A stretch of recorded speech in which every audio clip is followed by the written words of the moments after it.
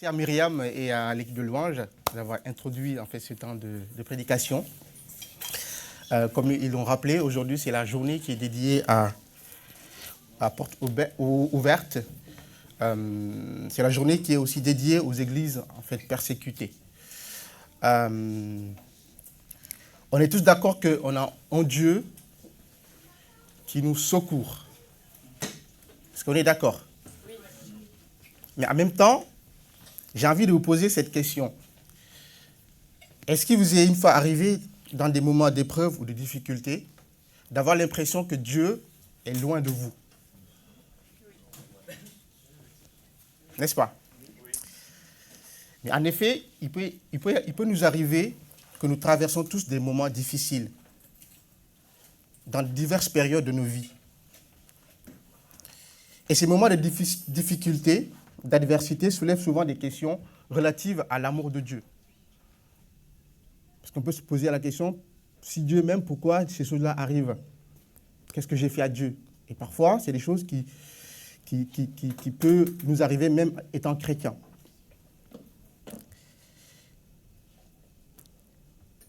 Il peut aussi nous sembler que Dieu soit lointain.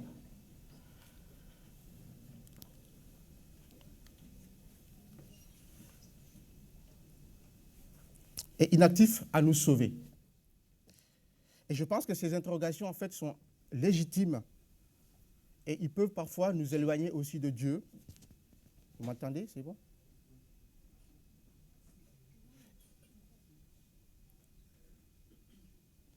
Donc ces interrogations peuvent nous éloigner de Dieu et ils peuvent aussi compromettre notre foi. Et on peut le voir en fait au travers de l'histoire du peuple d'Israël et le témoignage de certains chrétiens vivant sous la persécution.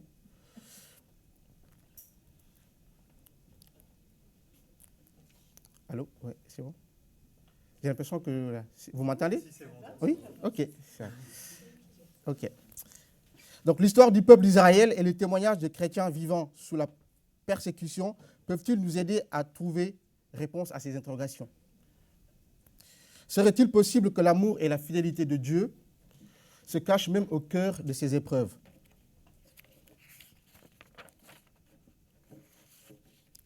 Mais quoi qu'il puisse arriver, rappelons-nous de ceci. Jusqu'ici, l'Éternel nous a secourus et il sera à notre secours à tous et encore dans l'avenir. Quelles que soient les épreuves, quels que soient les moments difficiles par lesquels nous passons, Dieu est notre secours et il le restera.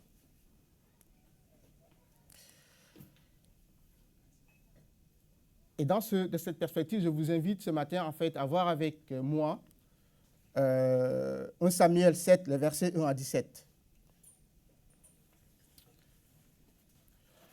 Les gens de Kiriath Yerim vinrent prendre le coffre de l'Éternel et le transportèrent dans la maison d'Abinadab, sur la colline. Ils établirent son fils Éléazar comme gardien du coffre de l'Éternel. 20 ans s'écoulèrent depuis le jour où le coffre avait été déposé à Kiriath Yerim. L'ensemble du peuple d'Israël aspirait à revenir à l'Éternel. Alors Samuel dit à tous les Israélites, « Si c'est de tout votre cœur que vous voulez revenir à l'Éternel, faites disparaître de chez vous les dieux étrangers et les idoles d'Astarté. Et attachez-vous de tout votre cœur à l'Éternel et rendez-lui un culte à lui seul. Alors il vous délivrera des Philistins. » Les Israélites firent disparaître de chez eux les Baals et les Astartés, et ils ne rendirent plus de culte qu'à l'Éternel.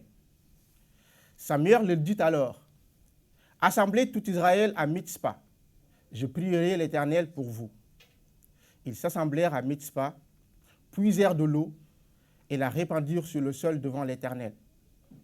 Ils jeûnèrent ce jour-là et confessèrent, « Nous avons péché contre l'Éternel. » C'est là à Mitzpah que Samuel fut le juge du peuple d'Israël. Lorsque les Philistins apprirent que les Israélites s'étaient réunis à Mitzpah, leurs 5 princes décidèrent de les attaquer. Les Israélites en furent informés et ils prirent de peur les Philistins. Ils dirent à Samuel, « Ne cesse pas de supplier l'Éternel, notre Dieu, en notre faveur, pour qu'il nous sauve des Philistins. Samuel prit un agneau de lait et l'offrit entièrement en holocauste à l'Éternel. Puis il supplia l'Éternel de venir en aide à Israël et l'Éternel exauça sa prière. Pendant que Samuel offrait l'holocauste, les Philistins s'approchèrent pour attaquer Israël. Mais à ce moment-là, l'Éternel fit tourner contre les Philistins un puissant tonnerre qui les mit en déroute, de sorte qu'ils furent battus par les Israélites. Ces derniers sortirent de Mitzpa et battirent les Philistins en les poursuivant jusqu'à Beth-Kar. Samuel prit alors une pierre, la dressa entre Mitzpa et Shen, et l'appela du nom d'Ebenezer, la pierre du secours, en disant « Jusqu'ici, l'Éternel nous a secourus. » Les Philistins furent humiliés par cette défaite. Ils ne pénétrèrent plus à l'intérieur des frontières d'Israël, car l'Éternel intervint contre eux pendant toute la vie de Samuel. Les villes que les Philistins avaient prises à l'Éternel, d'Écrom à Gath, revinrent aux Israélites, qui libérèrent tout le territoire de leur emprise. La paix régna également entre Israël et les Amoréens. Samuel continua à exercer le pouvoir judiciaire en Israël durant toute sa vie. Chaque année, il faisait un circuit s'arrêtant à Bethel, à Gilgal et à Mitzpa, et il rendait la justice pour les Israélites en chacun de ces endroits. Puis, il revenait à Rama, où il demeurait. Là aussi, il rendait la justice pour les Israélites.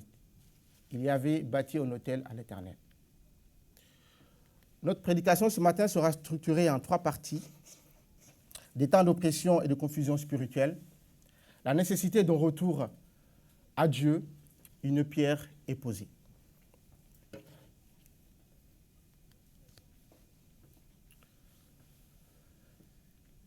Les gens de Kiriath-Jéarim vinrent prendre le coffre de l'Éternel et le transportèrent dans la maison d'Abinadab sur la colline. Ils établirent son fils Éléazar comme gardien du coffre de l'Éternel. 20 ans s'écoulèrent depuis le jour où le coffre avait été déposé à Kiriath-Jéarim, et l'ensemble du peuple d'Israël aspirait à revenir à l'Éternel. Cette histoire se déroule dans un contexte difficile pour le peuple d'Israël. La relation entre Israël et son peuple, entre Dieu et son peuple était en dents de scie. D'abord, Israël s'éloigne de Dieu. Il adopte des idoles, comme on l'a lu, des peuples étrangers, des peuples voisins. Puis cet éloignement le prive de la bénédiction et de la protection de Dieu. Alors le peuple s'expose à l'oppression de leur ennemi. Après quoi, Dieu appelle et envoie un homme appelé juge pour venir les délivrer et de les sauver de l'oppression. Et puis le cycle recommence quelques dizaines d'années plus tard. On voit ici que la lecture du contexte montre qu'Israël avait une mauvaise compréhension de la signification de l'alliance avec Dieu.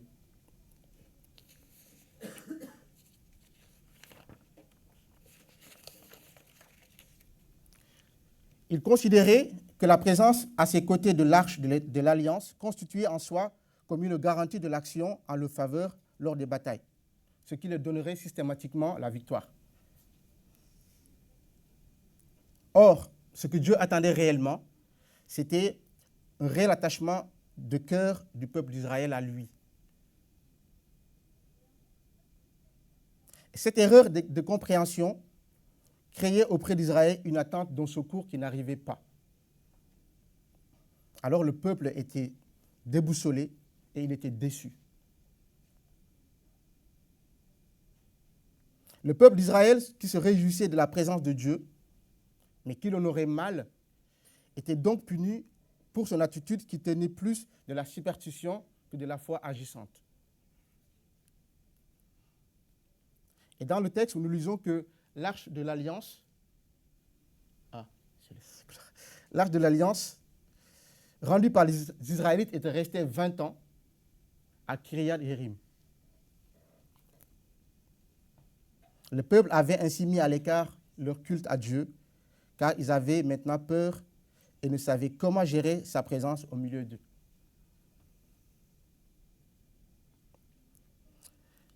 Cette situation illustre peut-être une réalité toujours présente dans nos vies, mes chers amis. Avons-nous peur d'aller plus loin avec notre relation avec Dieu, de ce qu'il pourrait nous demander de faire, ou préférons-nous vivre en marche de sa présence dans nos vies en nous appuyant sur une fausse sécurité? Ou laissons-nous insidieusement notre vie chrétienne à se résumer à des règles que l'on suit, alors que Jésus nous appelle à avoir une réelle relation avec lui? On voit ici que l'arche avait été négligée et le peuple d'Israël s'est peu à peu éloigné de Dieu. Encore une fois, en conséquence de son péché et de son rejet, l'oppression des ennemis, c'est-à-dire les Philistins, s'appesantit de plus en plus sur le peuple d'Israël.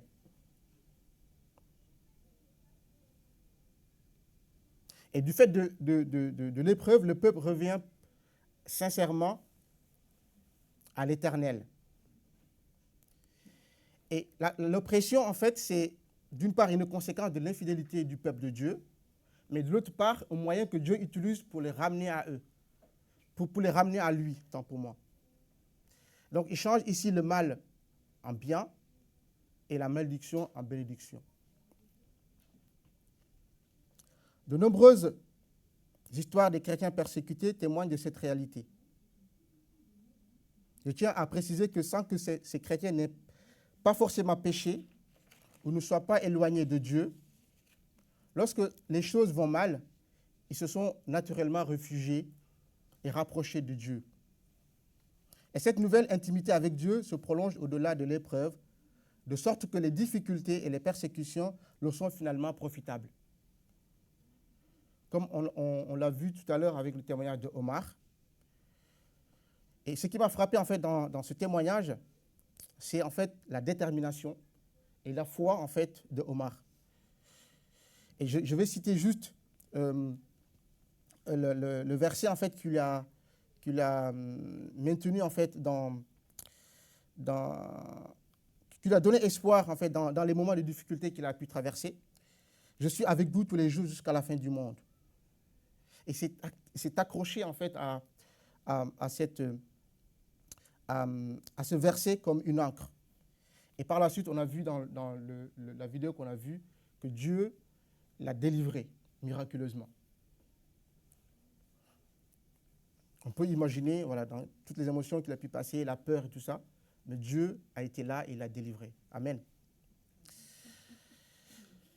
Et dans le deuxième point, on va voir que face à l'oppression, le peuple revient à Dieu dans une repentance sincère.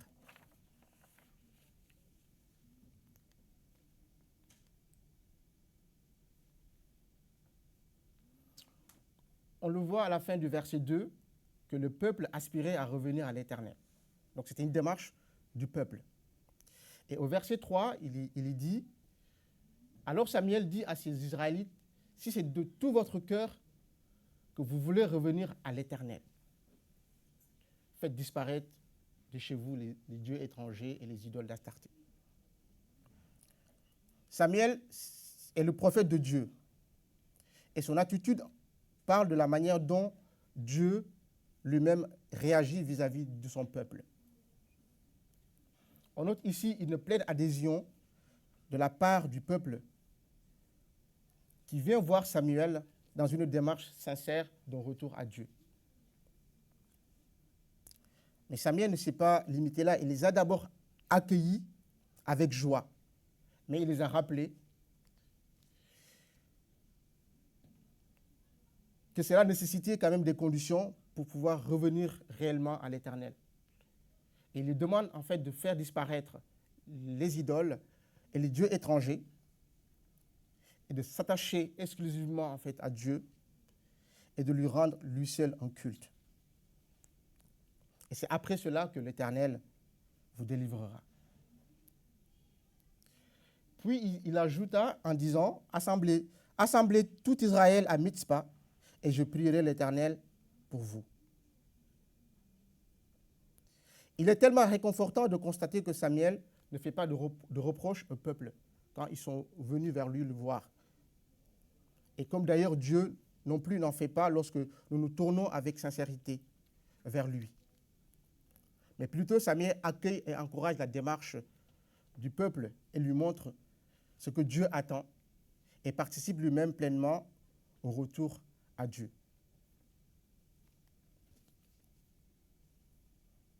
Ils dirent à Samuel, ne cesse point de crier pour nous à l'Éternel, notre Dieu, afin qu'il nous sauve de la main des Philistins. Samuel prit un agneau de lait et l'offrit tout entier en holocauste à l'Éternel. Il cria à l'Éternel pour Israël. Donc ça, c'est la version Louis II. Les paroles de Samuel montrent la nécessité d'une démarche sincère. Il parle de la relation profonde du cœur des hommes qui souhaitent revenir à Dieu. Le Seigneur ne peut pas se satisfaire seulement de déclarations ou bien de démarches liturgiques si elles ne sont pas sincères. Il désire que nous manifestions en fait une sincérité, un retour sincère envers lui, une repentance profonde et véritable. Les faux semblants, les gestes, les paroles superficielles ne lui conviennent pas. Car nous ne pouvons pas tromper Dieu. Il nous connaît parfaitement parce que c'est lui qui nous a créés. Et lorsque nous revenons à Dieu, faisons-le sans arrière-pensée et de tout notre cœur.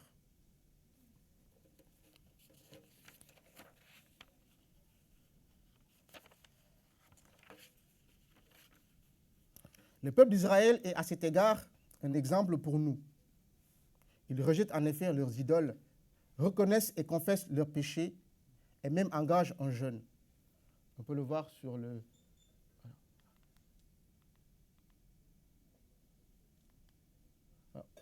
verset 6.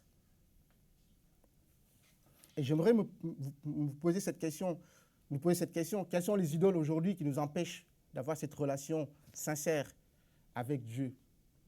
Et je pense que voilà, nous en avons tous aujourd'hui, avec l'avènement aussi des réseaux sociaux, l'avènement en fait du téléphone. Donc je pense que cette situation aussi nous parle aujourd'hui. Et Dieu nous invite aussi à nous repentir, nous invite aussi à cultiver cette relation, cette proximité avec lui. Et c'est ce que le peuple a compris. Et il s'est repenti. Et il est revenu à l'Éternel. Le peuple s'assemblèrent à Mitzpah, puisèrent de l'eau et la répandirent sur le sol devant l'Éternel. Ils jeûnèrent ce jour-là et confessèrent, nous avons péché contre toi. Mais quand les Philistins constatent que le peuple d'Israël s'est rassemblé, ils se rangent en bataille contre eux. Mais cette fois-ci, Dieu accorde une pleine délivrance au peuple d'Israël, qui repousse l'ennemi à ses frontières. Et on peut dire que cette victoire confirme en fait le bon accueil de Dieu vis-à-vis de son peuple, qui s'est repenti. Et il atteste ici un rétablissement de son alliance avec son peuple. Et pour commémorer cette victoire et garder le souvenir, Samuel plaça la pierre Ebenezer, c'est-à-dire la pierre du secours, sur le lieu même de la défaite historique de leur ennemi. Enfin, un temps de délivrance et de repos. La pierre posée, Ebenezer, est une proclamation du plein rétablissement d'Israël dans son territoire, mais aussi surtout dans son alliance avec Dieu. Il va maintenant bénéficier de sa paix durable.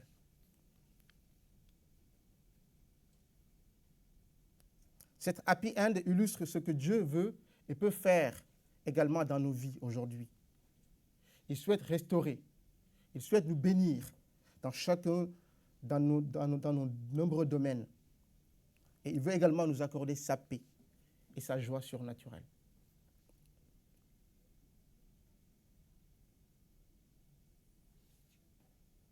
La pierre commémorative posée par Samuel est un signe de reconnaissance à Dieu ainsi qu'un rappel pour les générations futures.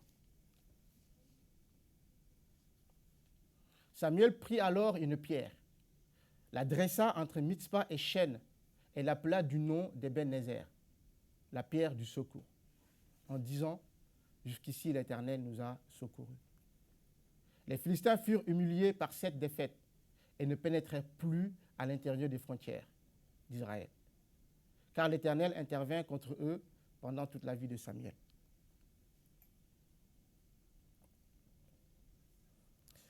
On voit ici que cette pierre constitue une pierre de référence, un signe visible, un souvenir permanent pour le peuple du secours de l'Éternel et de sa fidélité à leur égard. La parole de Samuel lors de l'inauguration de cette pierre, souvenir, montre que son regard s'étend à toutes les périodes des juges. Jusqu'ici, l'Éternel nous a secourus.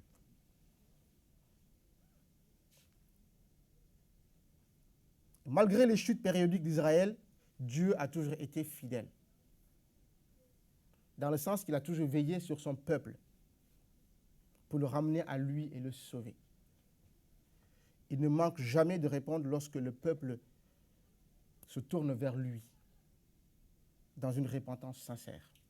Et il en est de même aussi quand nous passons par des moments difficiles, quand nous pensons que tout nous semble nous échapper.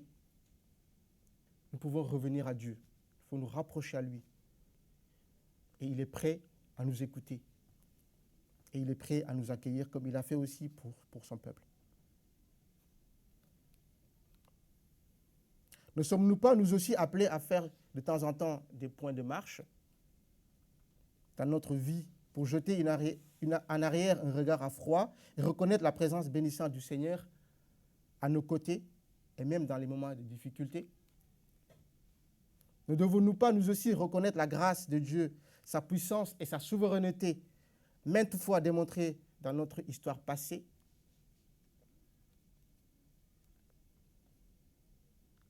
On voit ici que cette démarche de reconnaissance est un acte d'adoration salutaire, nous plaçant dans une juste attitude vis-à-vis de celui que mon bon Père nous a fidèlement conduits, protégés, secourus, et dans certains cas aussi corrigés avec amour pour nous ramener sans cesse à lui. On peut le voir dans Hébreux 12.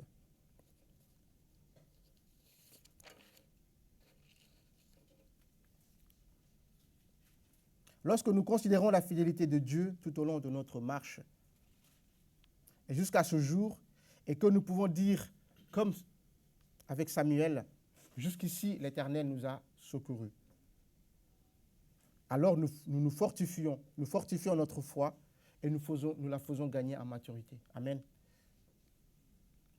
Nous devenons de plus en plus forts pour affronter les difficultés de demain, ayant expérimenté la bonté et la fidélité de Dieu dans le passé, au cœur même de l'épreuve.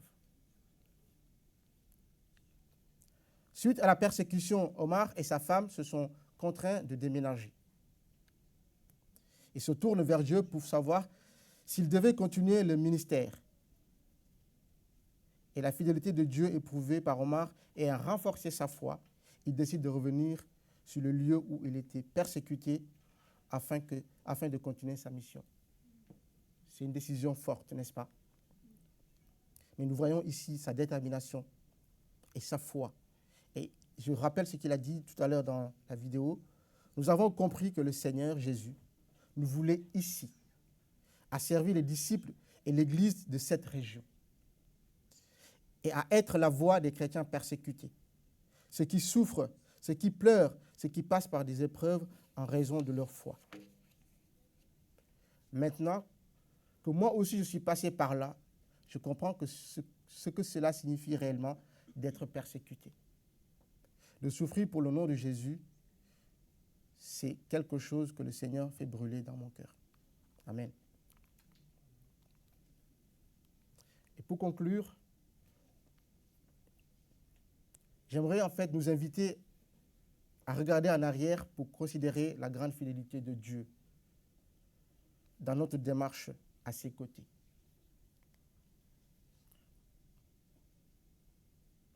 et la manière dont il permet les épreuves pour nous ramener à lui.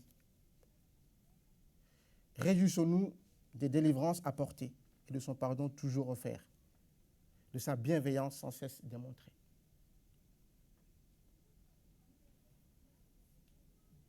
Et en nous appuyant sur l'expérience passée de sa fidélité dans les bons comme dans les mauvais moments, apprenons à revenir sans cesse à lui dans l'humilité, la repentance, de sorte à grandir dans notre foi et notre intimité spirituelle avec lui. Soyons également attentifs à la voix du Saint-Esprit en nous. Ne sommes-nous pas invités à être l'expression du secours et la fidélité de Dieu pour notre entourage et pour l'Église persécutée? Et après tout cela, nous pouvons dire avec Samuel, jusqu'ici, l'Éternel nous a secourus. Et il sera notre secours à tous encore dans l'avenir. Amen. Prions le Seigneur.